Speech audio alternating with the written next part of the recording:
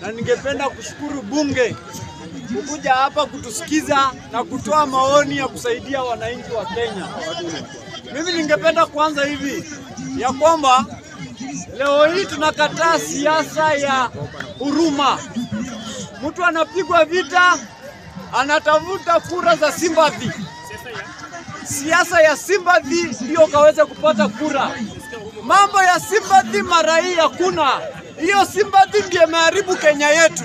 Kitu ambacho nataka kuambia watu ya kwamba kule Mount Kenya ile sympathy ndiyo imezaa hizi shida zote. Vile tulielect Ruto, hiyo ndio yote imeleta shida. Nataka kuambia Wakenya ya kwamba saa hii kuna jamaa mwingine anapigwa vita ili tukaweze kumpigia kura. Vitu kama hii hakuna. Mara hii leta manifesto yako, simama na useme ulifanyia watu hii na hii. Tuangalie historia yako, kama ni nzuri sisi tutakupatia kura. Mr. Speaker, nakuja kwa hii point ya kwamba kuna jamaa wamesema ya kwamba wananchi wanasema ya kwamba broad-based government haina manufaa yoyote katika hii nchi. Ni ukweli kabisa. Manake ukiangalia serikali sasa imefinya mwananchi wa kawaida. Watoto hawana school fees. Ukiangalia wagonjwa hawana bili za hospitali. Uchumi sasa hakuna kuendelea. Watu wangapi ambao tuko hapa leo hii hatuendi kazi kwa sababu kazi na biashara zetu zilisimama.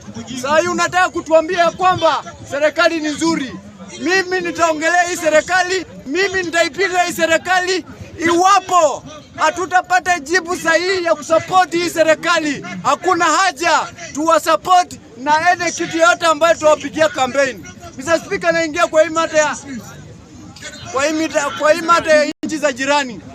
Hizi nchi za jirani zimekuwa hivi.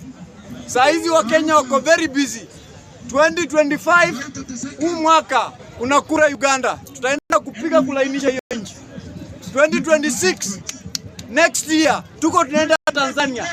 Tunaenda kupiga kura kulainisha nchi ya Tanzania. 2027 tuko hapa kulainisha nchi. Kwa sababu hizo nchi zimekuja hapa, wananchi wao wanateseka, serikali yao haijatengeneza maneno, wanataka wakuja hapa ili walete sisi tuwasaidie. Na nataka kuambia Suluhu Samia ya kwamba wacha mambo ya sympathy. Watanzania walikurumia kwa sababu ya nini? Kwa sababu Magufuli walikuwa wanalia kwa sababu Magufuli amefariki. Mama Suluhu Samia, uliza hii Kenya. Hii Kenya ndiyo iko na jamaa ambaye alifungua police station huko Chebarol. Hii Kenya ndiyo iko na rais mwenye aliongoza Amerika. Hii Kenya iko na Obama, alitoka hapa kaenda kurula Amerika. Hii Kenya ndiyo alikuwa na jamaa ambaye alitoroka na farasi pale bunge.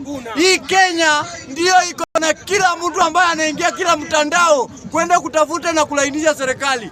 Wacha kucheza na hii country. Tunataka kila mmoja nchi jirani ambaye naumia, sisi tutaingia hapo Mr. Speaker kusaidia. Manake kwa jirani kukiungua, kwetu pia kunaungua. Siasa, uchumi kienda chini katika nchi ya jirani, hapa Kenya pia tunaumia.